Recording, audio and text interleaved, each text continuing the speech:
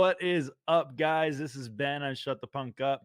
I am so stoked to have the amazing Toad on with me tonight, and he's backstage. He's antsy to be here. He's stoked. We've been getting lit off screen. This is gonna be a great show. What's up, Toad? How you doing, Yeah. brother? What's going on, man? I'm Not doing all much, right. dude. How are you? I'm good. Thanks for coming on the show, man. So like you're getting crunk back there listening to what the fuck is up, Denny's, and I could see it. Yeah. You What were the just fuck is up, Denny's? Did you see that was great. Blink 182 recreated that I recently? did, bro. And actually, okay, so that's something like let's just kick that shit off.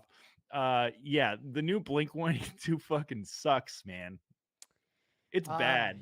you saw? I don't know if you saw my tweet where I released the definitive Blink 182 album rating list, and let's just say that new album is not near the top of it. No, it shouldn't be. Like the best album they have is Enema of State, and I hope that you put that at the top. No? Okay, what was your top album Number for Blink? three, baby, number three. Really? That's surprising. Is it self-titled up there, I'm assuming? Dude Ranch, No number way. one. Okay. Yeah. Dude Ranch was good and authentic. I'll give that to you. Okay. It's why I like it. It's a That's classic. It's that album yeah. that was like where you kind of got into them before they like totally blew up, you know? Oh yeah. Oh yeah. That was a good era of music. And like, dude, let's be honest, like it's been like almost 20 years since they put out a great album. Yeah. Like why are we still facilitating this nostalgia?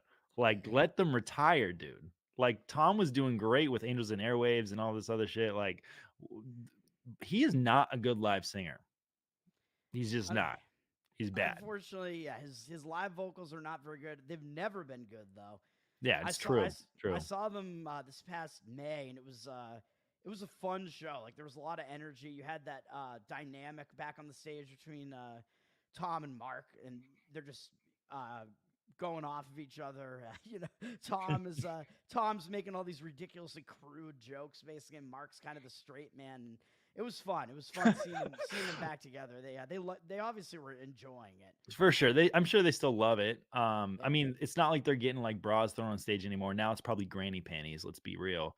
But like they're getting up there, but they're still Mm. having fun. I guess that's cool and important. I I mean, threw my man's ear onto the stage. you threw your man's ear on there. Yeah. Nice. Okay. All right, Toad, tell me, dude. I know you play ukulele because it's all over your Twitter all the time. Uh, what got you into playing uke, and do you play any other instruments?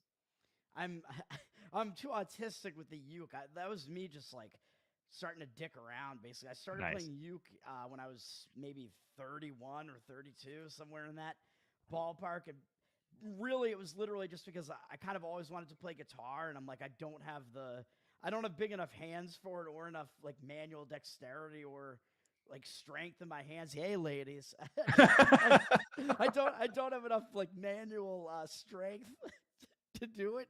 So it's like I'm like, and I'm fat. So it's like I don't know, Get like out of here. yeah, and Uh, I'm small. So I'm thinking, well, I'm gonna get the fat man's like stubby fingered version of the guitar. I'm gonna play ukulele. Plus, I'm like a fucking goofball, man. So it kind Dude, of like, why don't you try like a bass then? it Like, kind of fits in you with can my have like stubby fingers and play bass. I've played bass. Uh, Clearly. I've I've fucked around with some bass a little bit. Yeah, All like right.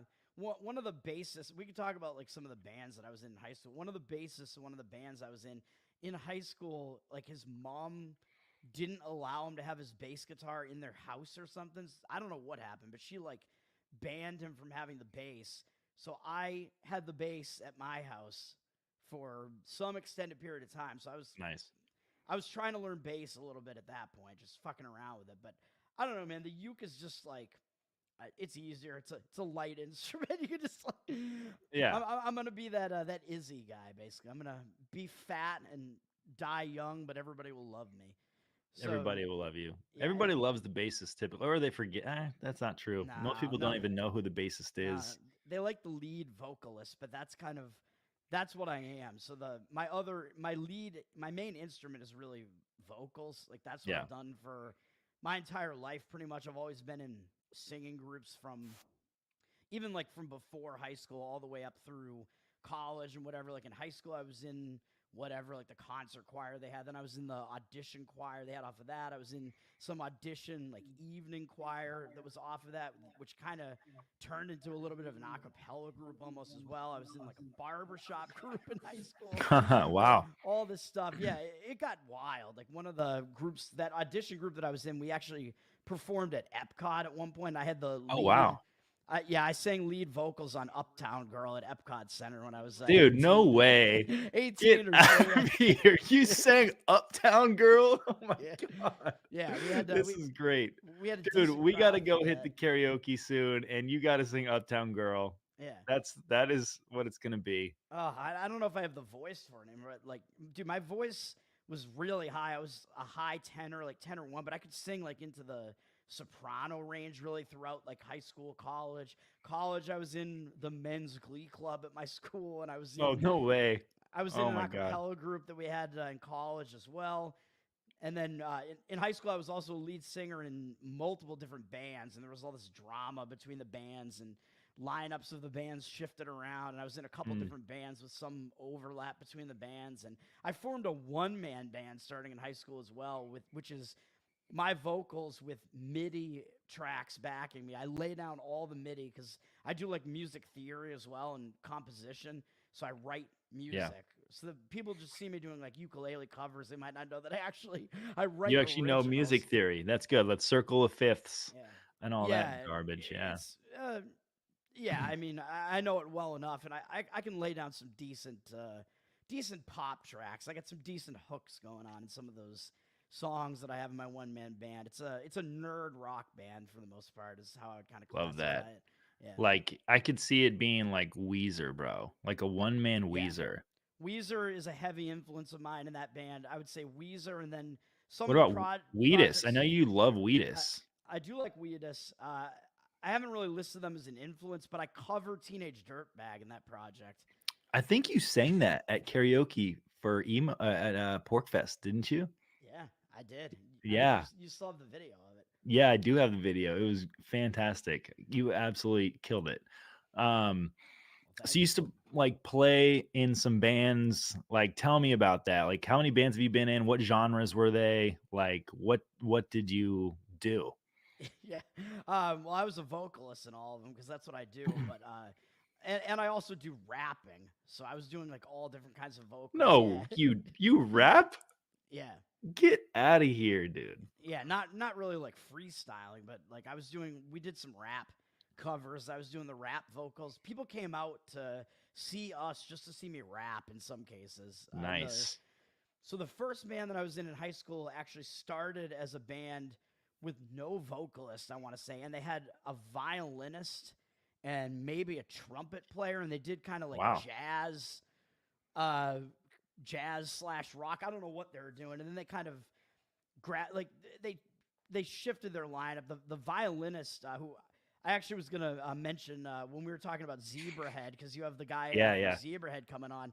The violinist from that band was still in the band when I joined the band, and he actually was the one who introduced me to Zebrahead, because he would show up with these like just totally bizarre CDs that he had. Like, yeah, this is Zebrahead, or this is Mindless Self-Indulgence, and I'm like, this is Oh, nice. some of the Yeah. most bizarre shit that I've ever heard. In the case of both of those bands, really. But I'm Yeah. like, yeah, that's how I got into those bands. Like, this is pretty sick. But that band, he wasn't really into it. He left the band. The trumpet player was like gone, unfortunately, because that kind of gave them like a more unique sound. Like, I was always into just weird sounds. Like, let's add violin and trumpet to a rock band, you know? That's kind Right. of that's why I'm into like jazz fusion and progressive rock and all that type of shit. I guess those are kind of the origins of my love for that stuff. But that wasn't really to be. We kind of just, that band we wound up just being kind of a standard. It was like drums, bass, guitar, vocals, and we did pop punk, some metal. We had a lot of covers, and we had some originals, and all of the originals were probably the stupidest songs that you've ever heard, and I loved them so much that I actually cover almost all of them in my one man Love project. that. I'm maintaining the Love that. And I mean, yeah, you the like you said, you legacy. like used to rap and stuff, man. Like everyone's over Yeah, here calling Clint Russell Fred Durst, dude, but we have another Fred Durst on Tower Gang, bro, and yeah, it's freaking Toad. yeah. In that band, we did Gorillas, Clint Eastwood, and the way that we would do it Nice. is we when we played it live. So we also did Pachelbel's Canon in D, a rock version of it, which Reed Coverdale just posted a video of himself playing piano, playing Yeah. Yeah. Pachelbel's Canon. We did that song as a rock song, which I believe we played at a wedding as well at some point. We Wow. play that would be like our intro song live, and I'd be hiding out backstage. Then we'd hit the crowd with Clint Eastwood, and I'd like bust out from behind the stage. Finally, someone let me out of my cage. Nice. Just Yeah. start doing that. So we did that, and Yes. we did Jump Around was the other rap song. Oh, I remember dude, playing that it. that fits. That just fits. I love that for you. Yeah, but Uh, we were playing like, dude, we played like church rec centers, like battles of the bands, oh, just dude, those local were the shit. best shows, man. I remember going to Yeah. church basements and seeing like hardcore shows and stuff. And then like eventually, the churches got a little too uptight and stopped letting you do shows there or whatever. But like I remember that very well, especially back like in Colorado. Like I would go watch bands like The Chariot rip a basement to pieces. You know what I mean? Like Yeah. absolutely insane. Or The Devil Wears Prada. It was absolutely Wow, man. wild. Yeah, I don't know if we were on that level with that first band that I was in was kind of like it was mostly, I would say, pop punk ish kind of. We were influenced by Yeah. Weezer for sure. Like all of us listened to Weezer, but then the band kind of hit. It came to a head when the guitarist and the drummer had sort of differing opinions on the creative direction of the band, and the drummer was the one who was writing a lot of the lyrics, which were really retarded, like some of the stupidest lyrics you could possibly imagine. Like, yeah, we're literally writing songs about like hot chicks with big tits on the beach, and yeah, just like Oh, geez. bad, like unrequited love songs. We literally had a song about a toolbox that we saw on a little league field, and we thought that it was to store baseball equipment. Oh my goodness. That was our big hit, our biggest That was your song. big hit. That And was in my one man band, like everybody remembers that song. When I talk to people from high school, I don't know if I want to dox myself. The song is called Joe Box, and I don't know if people. People will talk to me like from high school, and that's like the thing they remember about me. Like, dude, do you remember Joe Box? Like that song, man. Like, yeah, of that's course I great. remembered. I was still playing it at parties like throughout college and after college. I was Oh, playing it. dude, that's fantastic. It's a speed metal song. That particular song, because our guitarist had gotten a whammy. Like a whammy pedal or a whammy bar, and he was just like, I'm gonna just like overuse this as much as possible. It was the stupidest shit ever. But then the drummer wanted to continue kind of that direction, just like, this is the stupidest shit that has ever been written.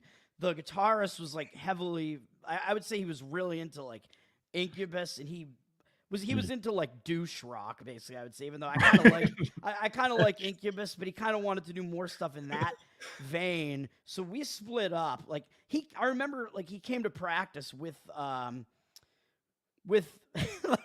like the guitar part written for the song that he wanted to do that was clearly like it was very Incubus-esque, and like the drummer was just like, this is shit. Like we're not gonna we're not gonna do this song, and the band just kind of broke up at that point, and it was like, They're just like, this is a horrible riff, so you're gone. Yeah, like I wound up in a different band with one of the guitarists from that band, because we had multiple guitarists in that band, and with the drummer from that band, and a bassist that we got, and then the guitarist from that first band wound up in a different band with the bassist from that original band, who was a really good bassist.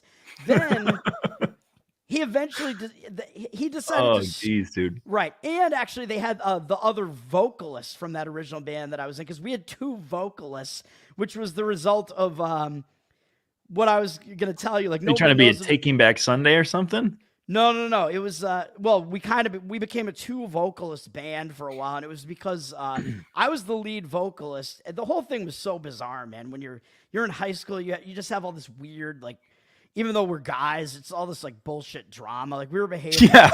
Oh we yeah. were we were behaving like chicks. It's so stupid. Like Yeah. my joining the band in the first place was contingent on me getting into that audition vocal group because nobody knew that I could sing. So people were Mm. like, "Yeah, whatever." Like, it was like, "Yeah, whatever." Like if you get into that group, then you can be the lead singer of the band. And I did. And I remember the trumpet player who was still in that band at that time, like looked at like the roster, like who got in. And he's like, "Holy shit! Like what the fuck? Like you got into that group?" I'm like, "Yeah." And I'm like, "I'm the lead singer of your band now, bro." Like, Dude, I can only imagine the groupies that ensued after that. it's the way it is. And I was called Toad back then as well. I had the nickname Toad from freshman year onward in high school, so I was already Toad. I Nice. was the lead singer in that band until we were going to play the Battle of the Bands at like we have like a pretty large like traveling fair that comes through our town, and there's like this gigantic Battle of the Bands that we had there. This sounds like some straight School of Rock shit right now. Yeah, but what happened when it came to the day of that performance, I got psyched out. I was like 15 years old. Nobody knows this, but I basically like ran away at that What? point. Yeah, and didn't perform, and I got kicked out of the band because of it. It's the only time that I've ever done like that. It was like that one like moment where it's that one moment where it's almost like the stage is like too big for you.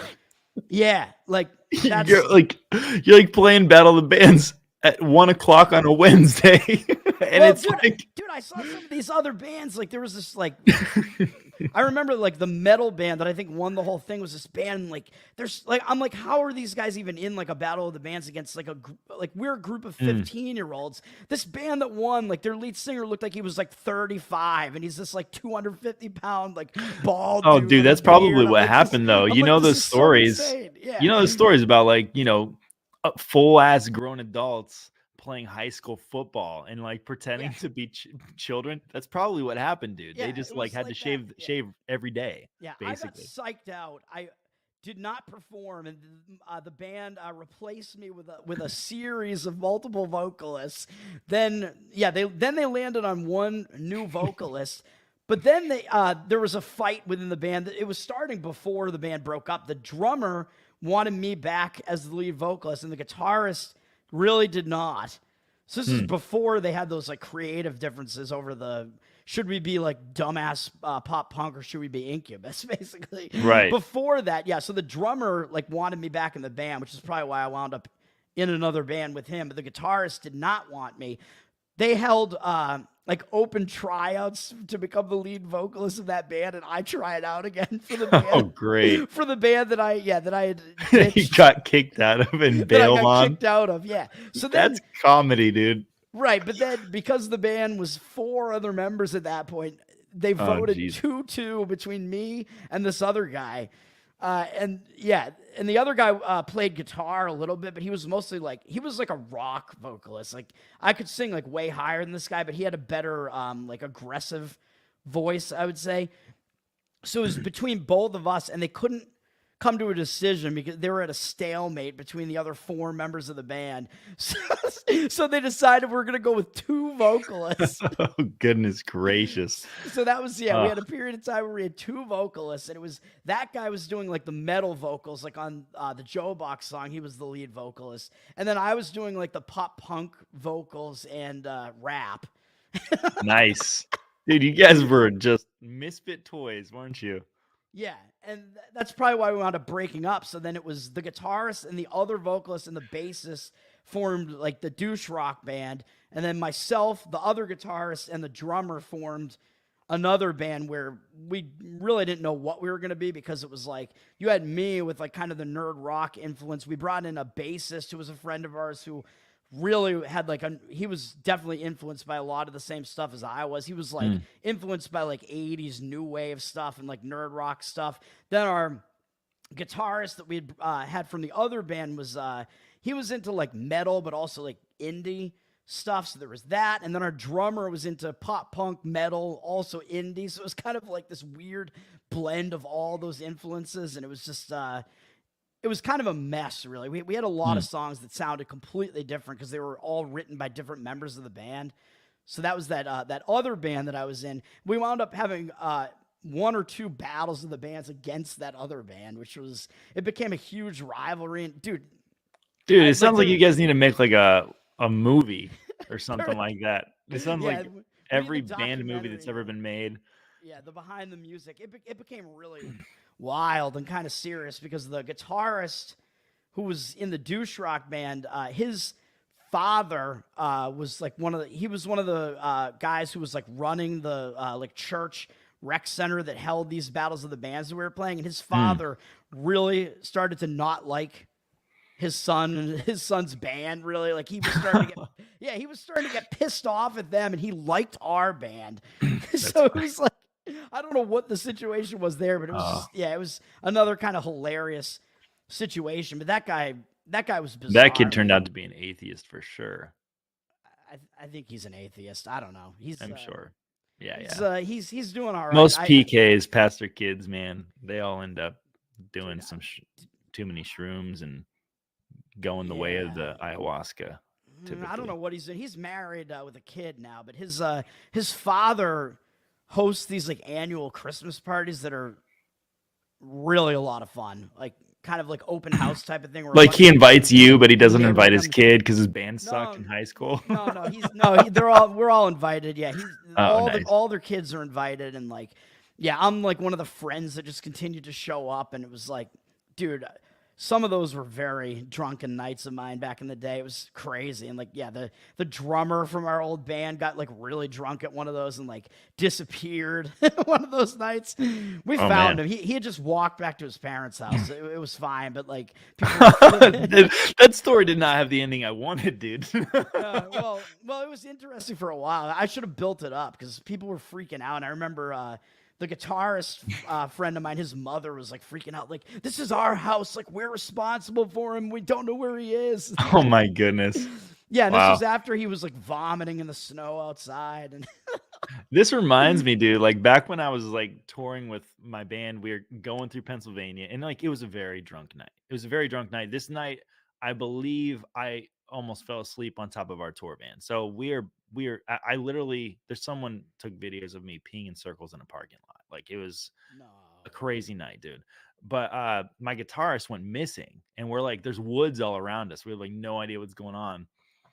He just had a moment, dude. He just had to go sit in a ditch somewhere and just like think it out. But we were like, Ethan, where are you? Like freaking out, you know what I mean? But the dude's just chilling. He's just having, just vibing, bro. You know, he was definitely drunk too. He just needed, I think, get through it. Yeah. In this case, it was like snowing out. I mean, it's New England. Oh God! So it was fairly heavy snow, and like, yeah, people were. I called him on his phone, and he answered, but it was like he sounded like he was far away, and it was like almost incoherent. He was very drunk, and the only word that I could make out that he said was bathroom. So then like the guitarist's mother was like looking in all the bathrooms in the house, like, he's still in the house somewhere. He said he's in the bathroom. She's like losing her mind. And I'm like, I don't think he's here. Like, he's not in the house. But as I said, it turned out that the breakup of our bands was like more dramatic than what it sounds, I guess, because these guys were like best friends like throughout like the middle school era and stuff, because they lived pretty close to each other. Middle school, that's like the social peak right there. Yeah, they lived close to each other. So what happened was, or maybe they were friends even before that. I don't know. I kind of started like knowing who they were in middle school and became friends with them in like early high school, I think. But yeah, so what happened was he had just, even though it was very snowy out and whatever, he walked like the quarter mile back to his house or whatever. Nice. Passed out drunk at his family home.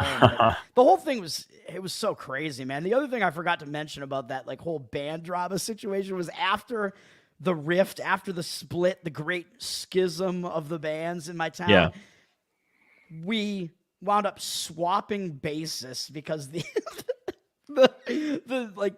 guy who was like the douchier guitarist like kicked that bassist out of that band, even though the guy was a really good bassist. He was more of a pop punk influenced guy. He's the one that got me into pop punk. Like the two of us would go to like the Warped tours and stuff. I love that guy. Oh yeah. And he wound up actually being a guitarist in a local band called Yale, Massachusetts. I think I don't know how big they were, but they kind of sounded like Piebald. Actually, their singer Oh, was nice. like, yeah, their singer really sounded like Travis from Piebald. But that guy, for whatever reason, the guitarist kicked him out of the band, and he like wanted our bassist because their like musical influences align more. Mm. So they basically stole our bassist and one of our like songwriters. So I thought was probably our best songwriter. Like that guy was a really good songwriter. So I'm like, fuck you. Like we're gonna get PJ the bassist. Like and he's yeah, I mean he's not really a songwriter, but he's the better like technical bassist for sure. So we got him over in our band now. It's so bizarre.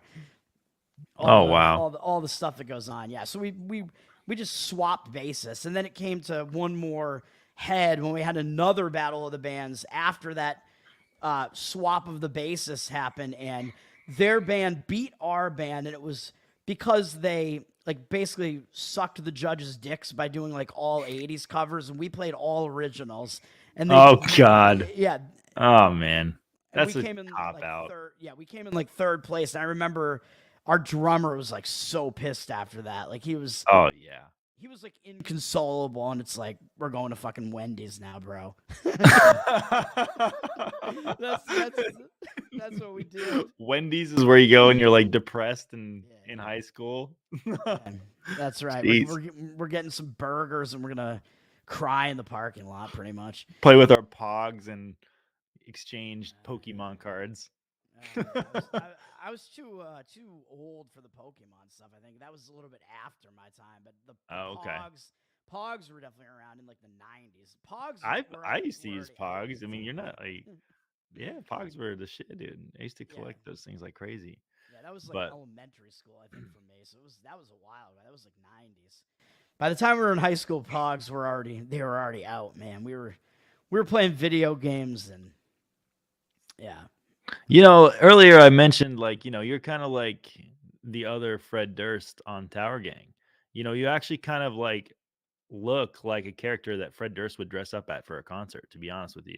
Like I could see him wearing your exact attire and everything. Like we a, should we should facilitate that. a hoodie. Yeah. Yeah. Like no, the headphones, everything, dude. The glasses, Oh, all the right. goatee, like the whole toad look.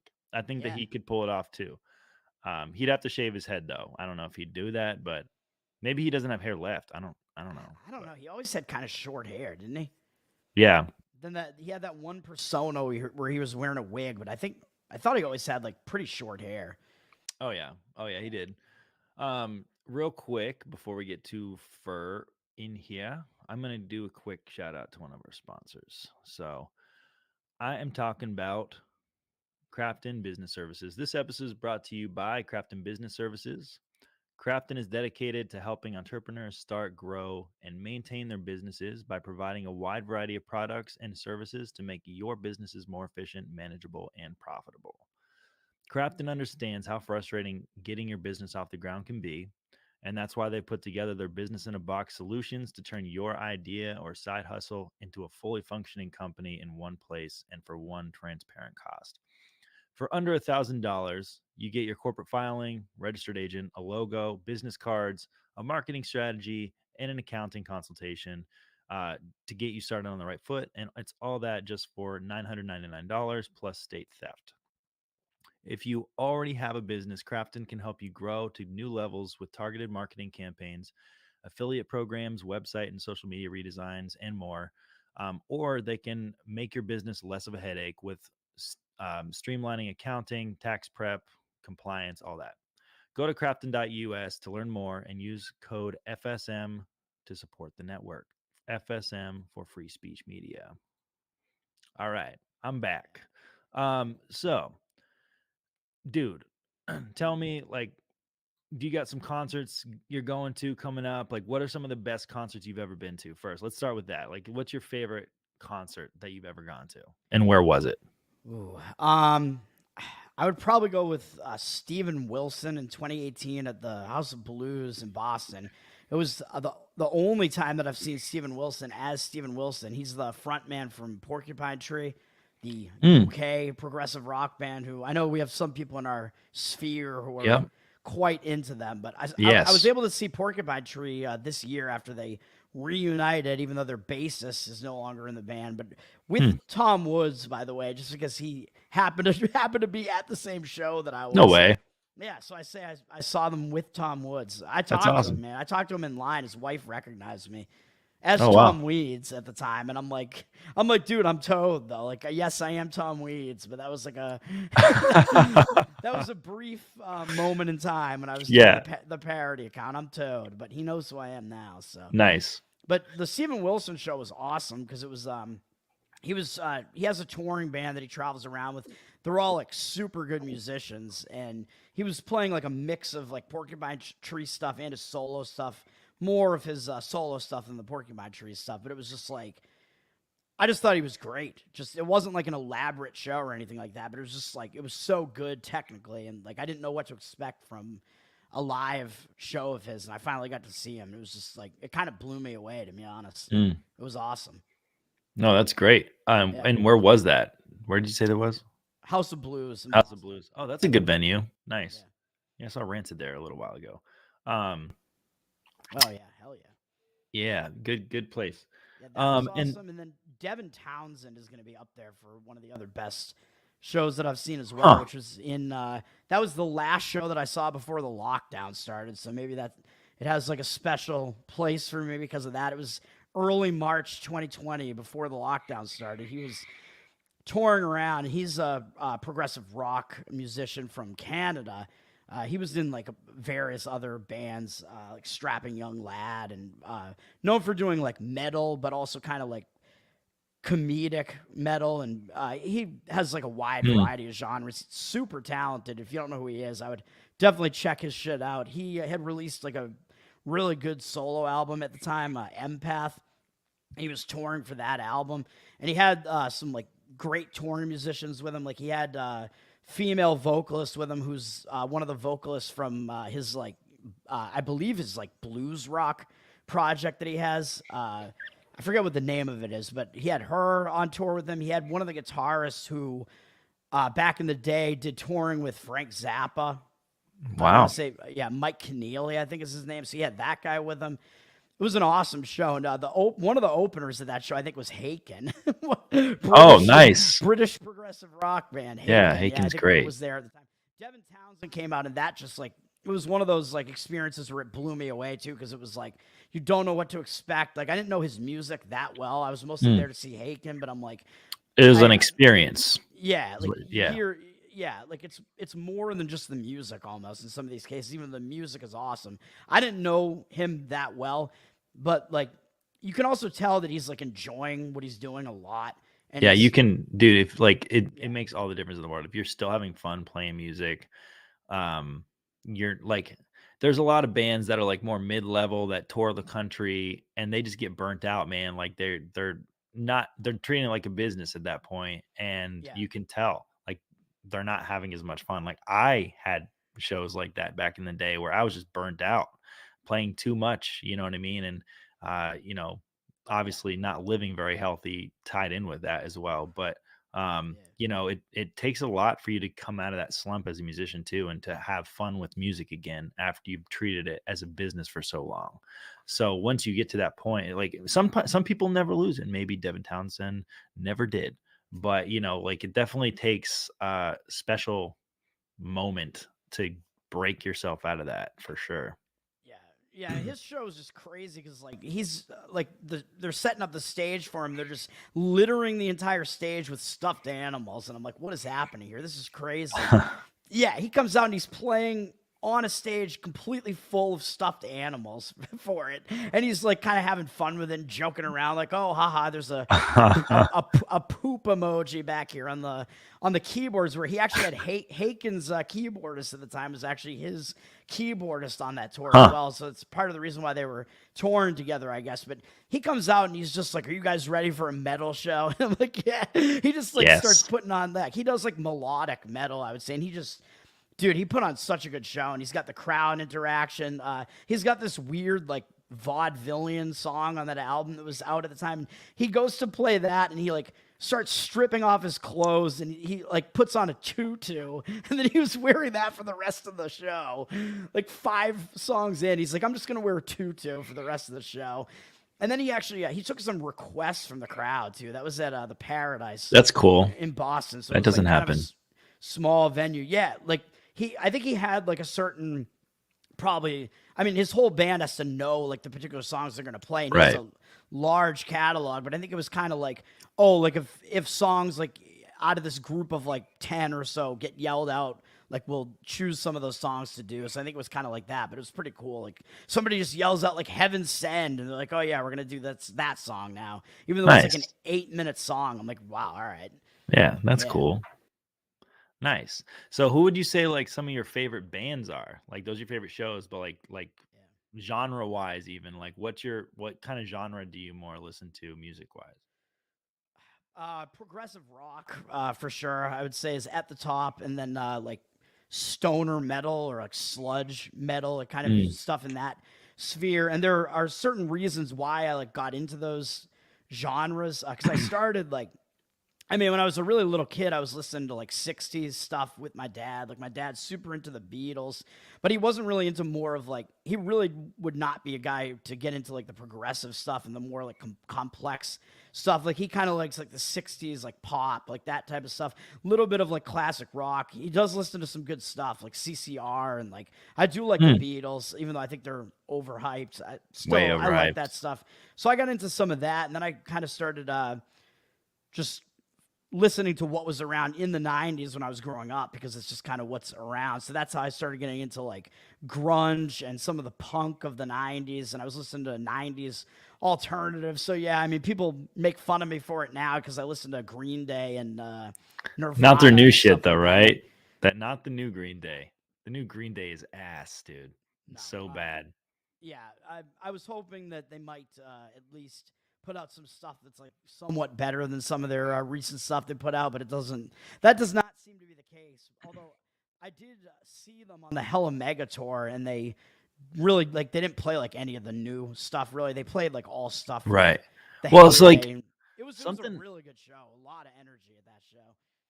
something I like want to do with this channel is like occasionally do album reviews and new music reviews. But like the Yeah. problem I'm having is that like, I'd love to do like a first take, but there's just so much bad music coming out right now from bands that are just like they should have been gone years ago. And like they're still having fun. I'm not trying to say like, whatever, like don't retire, but like same time, like they're putting out just bad music. It's just not Yeah. good. It's not the you can't expect a band to not change over time because everybody changes and evolves with their music style and all this stuff.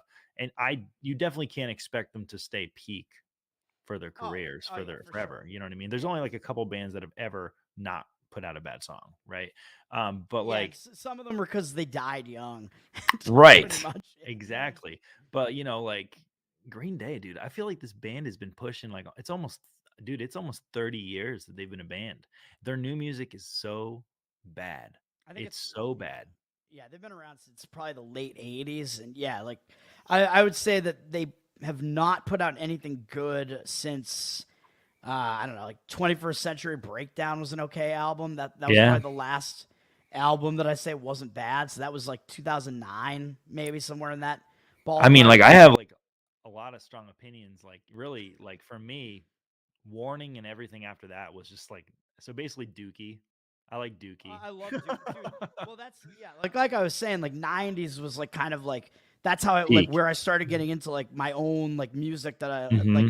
figuring out like what do I actually like. Dude, Dookie. That was like the first CD that I bought with my own Oh, money nice. back then. Dookie and Insomniac like My at the same first time, pretty much. album was MXPX, Yeah. because I like was raised in a really strict Christian home where I could only pretty much listen to like Rebecca St. James and all these like Oof. Christian singers, dude. It was Yeah. rough, man. It was really rough. And Yeah. then Yeah. one day in my art class, I went to Christian school and everything.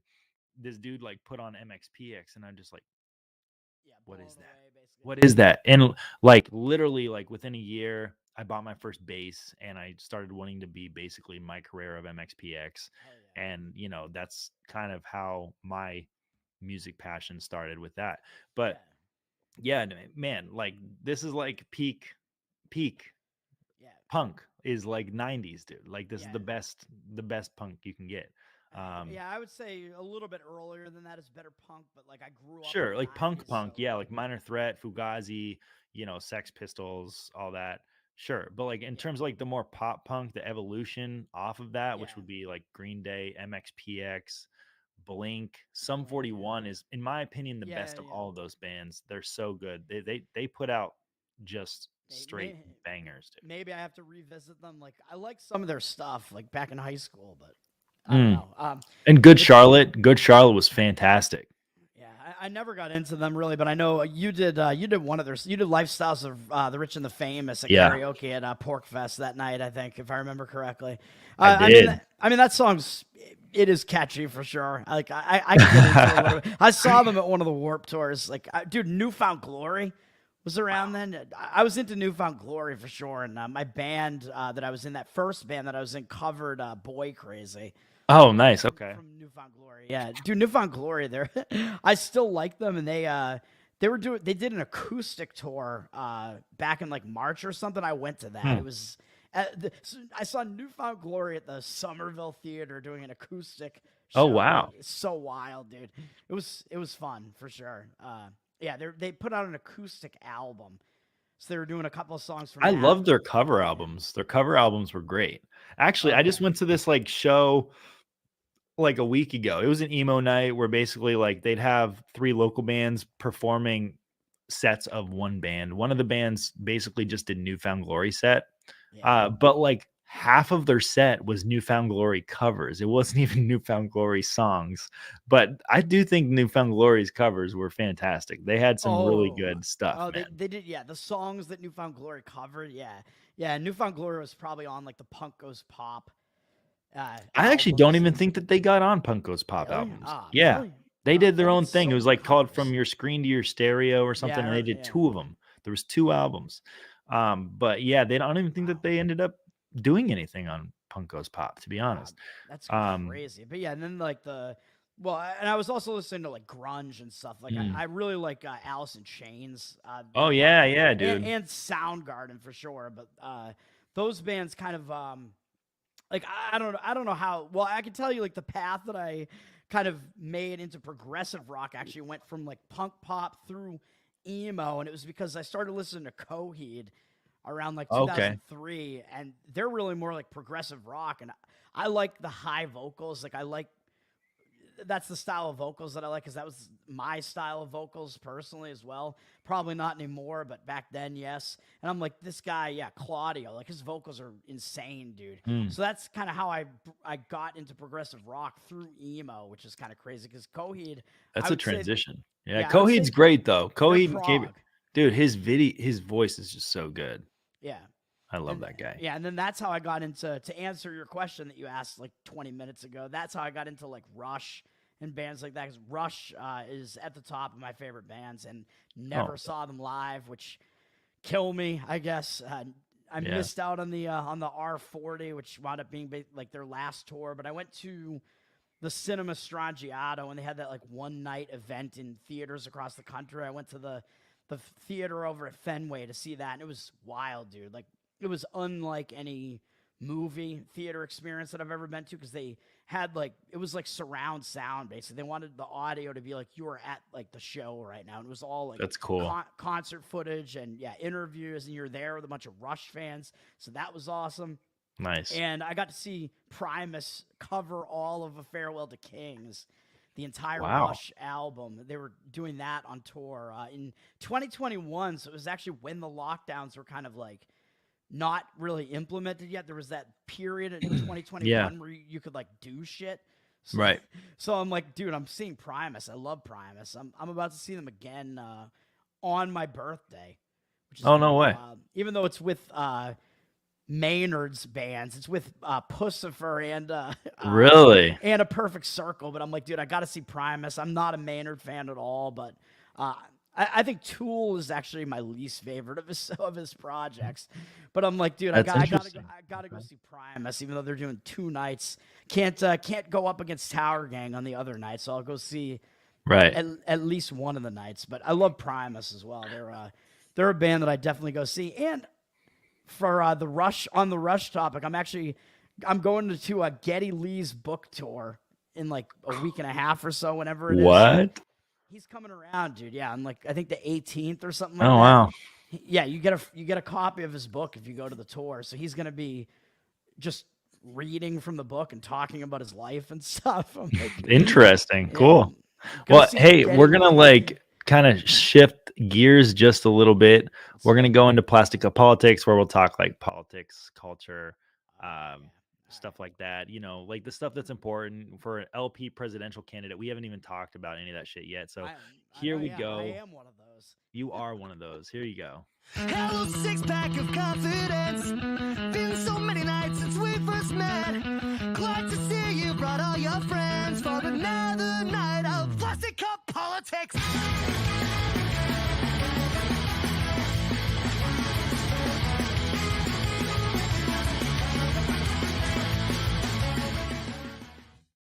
All right, Toad. Less than Jake, baby. Less than Jake. Yeah. Oh man, I love Less Than Jake. They're so good. Saw them at a couple Warped Tours too, and they do the figure 8 mosh pits, which are like the most extreme pits that I've ever seen in my life.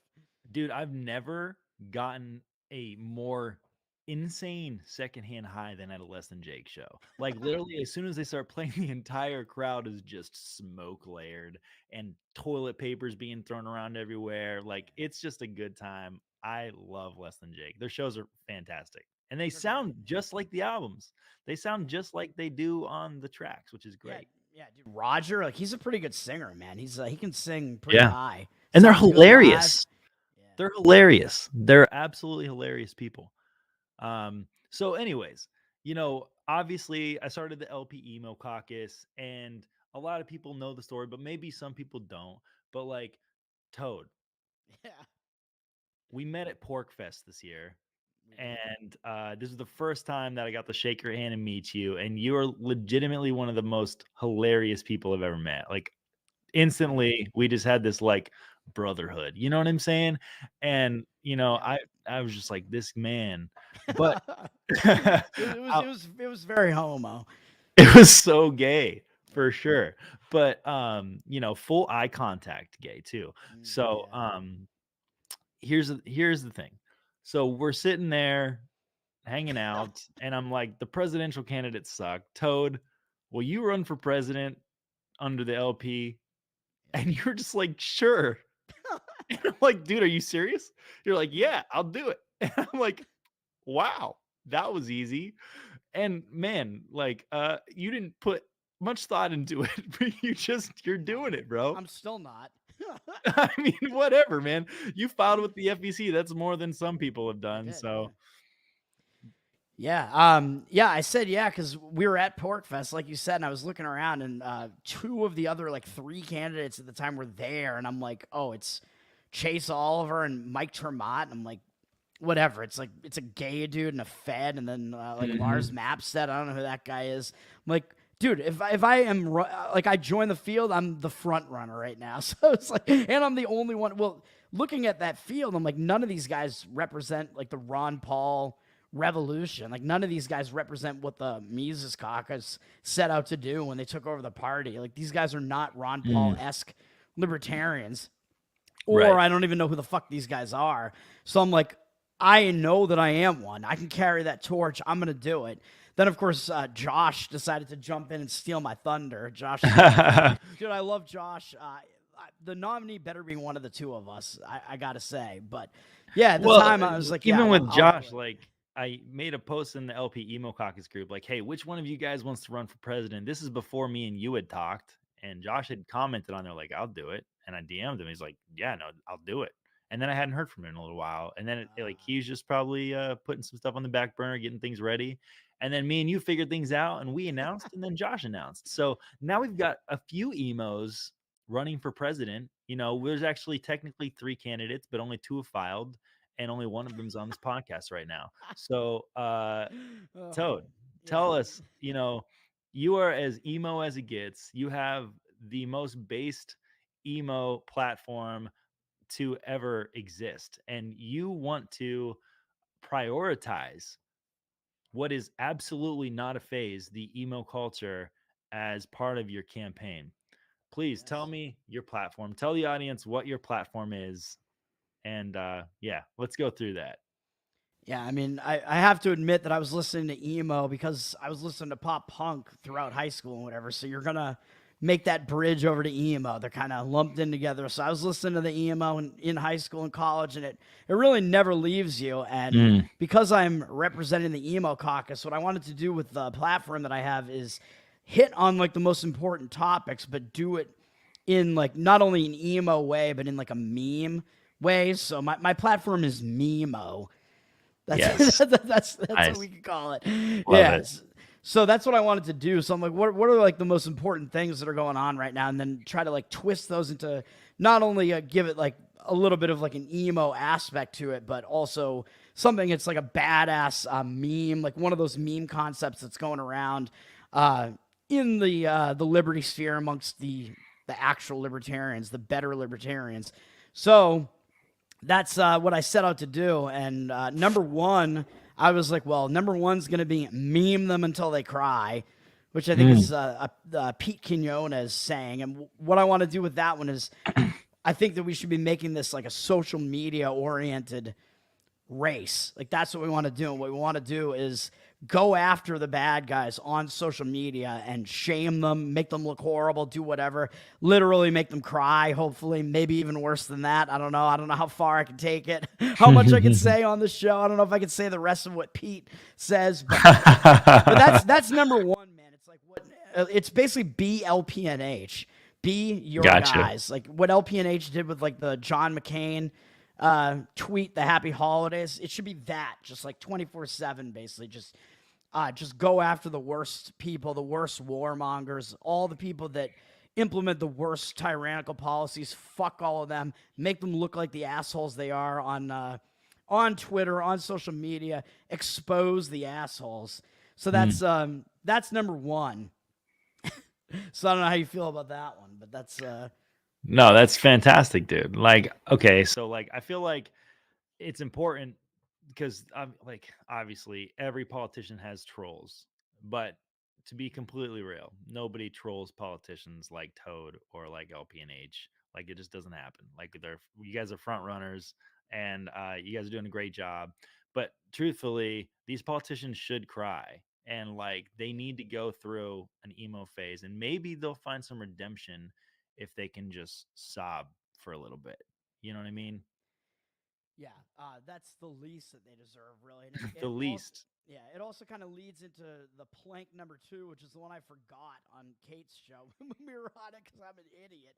Number two is not only meme them until they cry, but number two is governors to Gitmo, which is in reference to the COVID policies, which are the worst authoritarianism that we have experienced in our lives, literally crimes against humanity, against the American people, where your governors especially literally locked you in your homes and tried to force you to get a vaccine in many cases. Fuck that. They're robbing you of like your basic liberties. You're not even allowed to do what you would normally do day to day. Dude, we're still seeing, we're going to be seeing the effects of this for who knows how long. Like the economic fallout of this, which is not just money related either. It's like people's mental states, like people's jobs were destroyed, people's businesses destroyed, people's relationships are destroyed.